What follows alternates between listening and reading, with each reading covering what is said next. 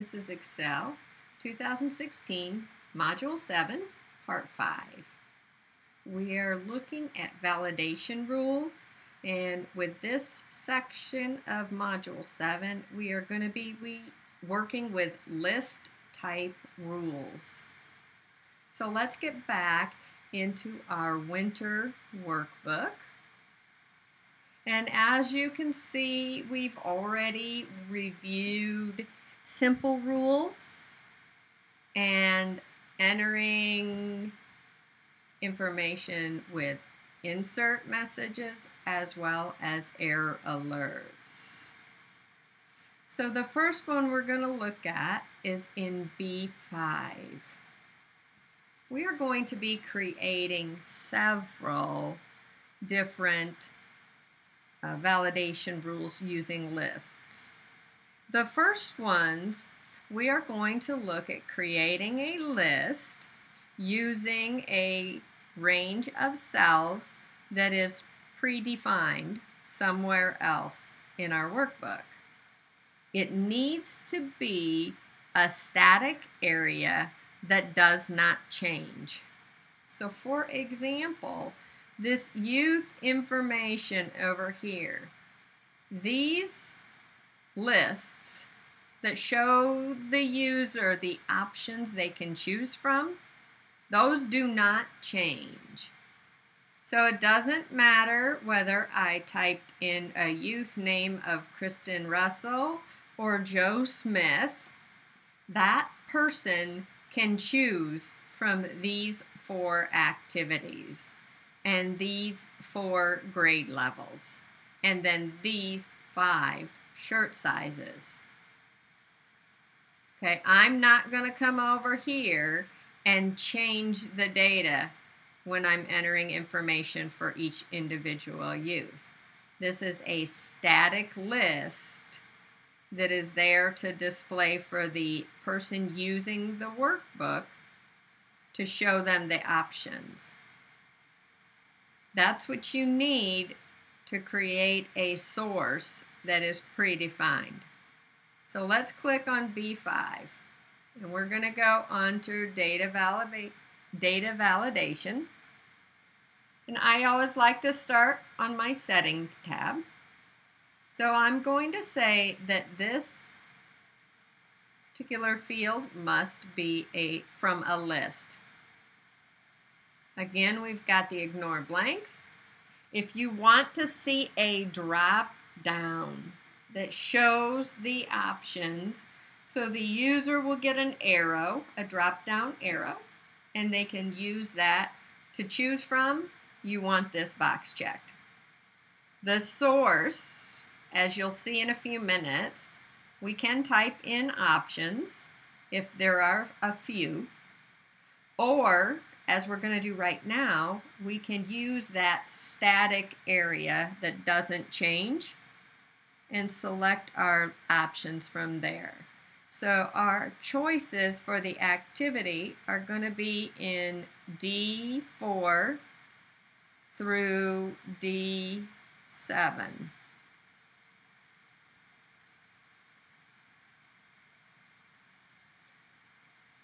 Once we have the list in, then we can go in and enter the other items. So if we had an input message, we might say activity, and perhaps we would tell them to click the arrow and choose from the list.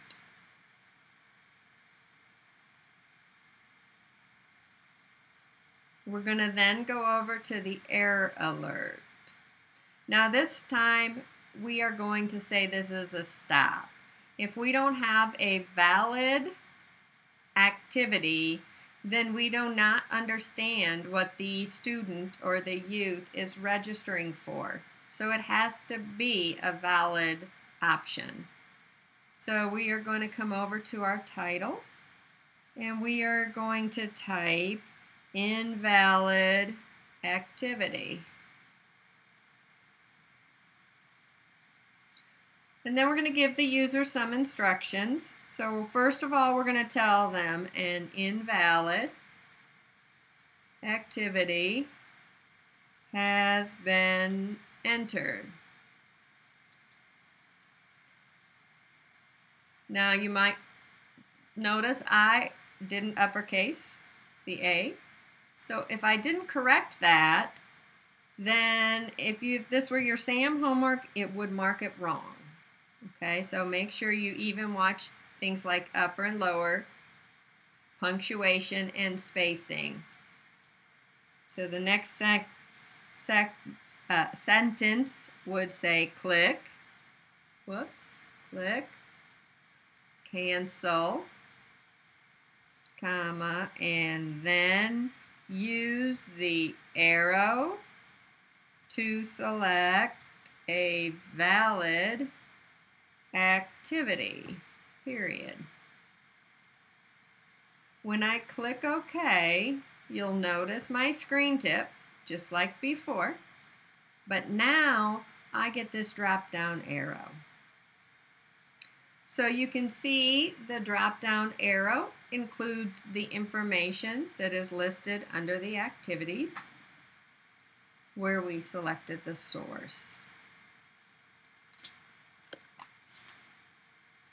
Let's go ahead and hit escape to get rid of that. You could check it and see if I said, all right, this is activity number 2. Notice I get the error message that pops up. Now the reason that I want to make sure that I have my instructions on there is because if I click retry and then say, okay, I should click on the arrow, it's going to keep giving me that error message because bad data is in the cell. So it's not going to let me click on the arrow. You need to click cancel and then use the arrow, which is why we gave that instruction in the error message. So let's do 2 more of those list types of validation rules. One for the grade and one for the shirt size. So we're going to go to grade, which is B6, and click on data validation. I always like to start on the settings so I can define my rule and then give the messages that apply to it. So I'm going to go to, again, say that it is a list. I do want the drop down.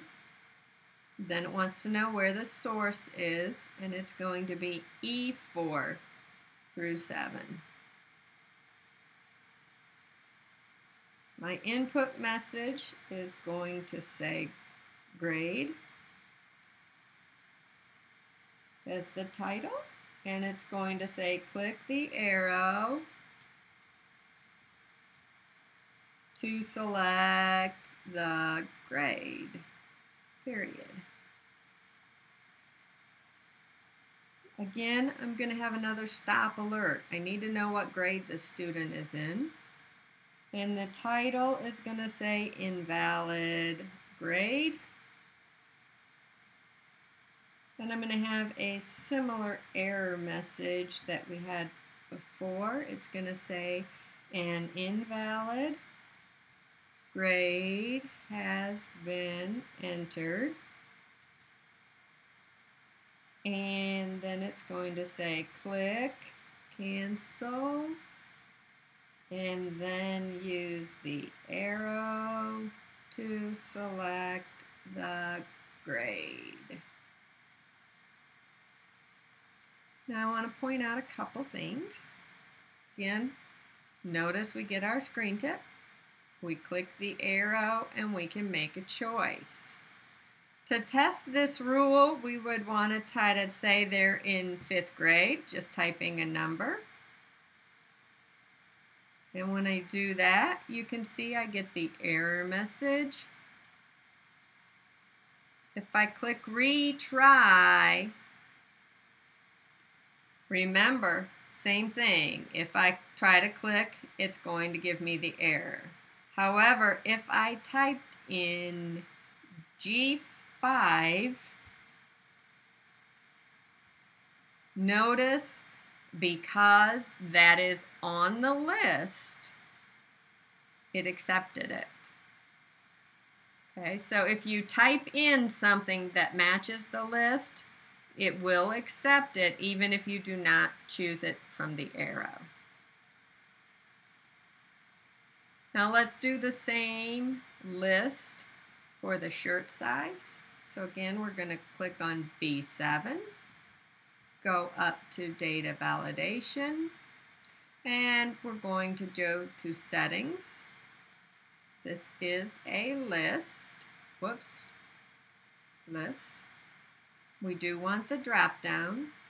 My source is F4 through 8. And again, you want to make sure that this area that you're choosing as your source is not data that would be changing regularly as you're typing additional information in. It needs to be in a static area that's pretty much unchanged. We're going to go to input message. And we're going to say shirt size as the title. The input message will say click the arrow to select a shirt size. And the error message is going to again be a stop, and it's going to say invalid shirt size, with a very similar error message, and invalid shirt size has been entered. Click cancel, and then choose, and then use the arrow to select the shirt size. Oops, misspelled shirt. So notice how easy it is to get a spelling error on there. Remember that Sam will count the entire question wrong if you have typing errors.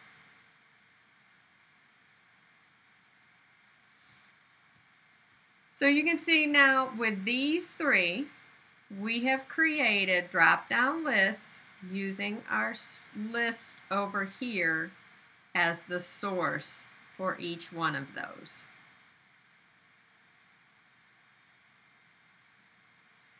The next type of list that we're going to create is one where we can actually type in the options ourselves. So we're going to go down to B8 and go to data validation. This time on the settings, I'm going to set it to list.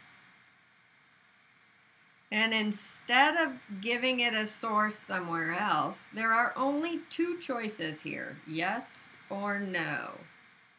So I'm simply going to type those in. Type in yes, comma, then your space, and no. Now you want to make sure you type them out, because our if statement that uses that field is looking for the value of yes. If it sees a value of y, then the if statement will not recognize that this is a Rockport resident. And that's why we would want to use a list instead of just letting the user type it in, because they might think it's okay to just type a Y or an N and not realize that that is going to mess up your formula later on. So we're going to again put in an input message for Rockport residents as our title. And the input might say click the arrow and choose a response. Now the error alert, we do want this to be a stop, because if they don't enter this field in correctly, our if statement will not work. So we are going to say invalid Rockport residence.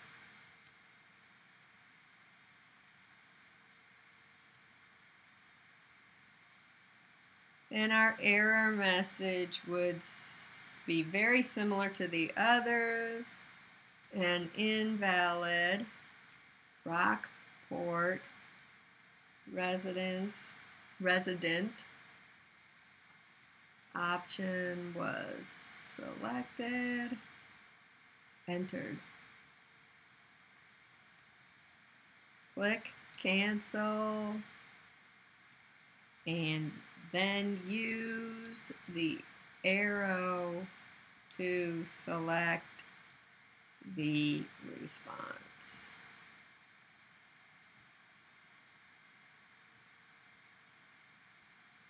And again, the reason we have to have this here is because if I just type a Y and I didn't get this error message, then it would no longer calculate this discount correctly, because the function is looking for the value of the entire word spelled out, yes. So I want to make sure that they go ahead and click and choose it typed out yes or no.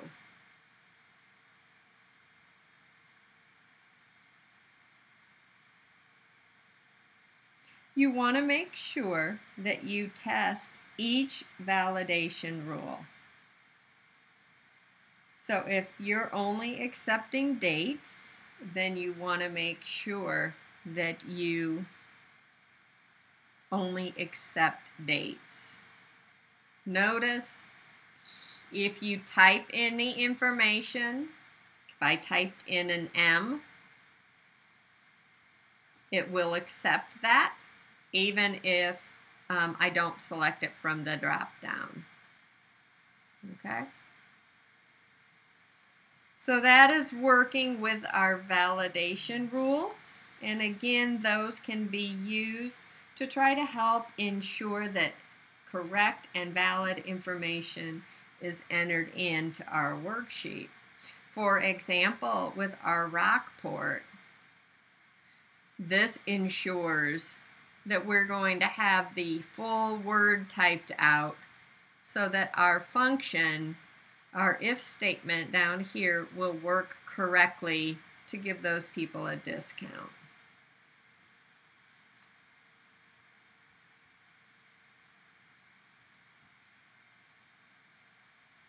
We go ahead and save our work. And when we come back, we're going to look at how you can protect your workbook, your worksheet, and how you can encrypt your files. So this way, if you spent all this time entering all the formulas and you want to make sure someone else cannot change them, we can show you ways that you can help protect the information.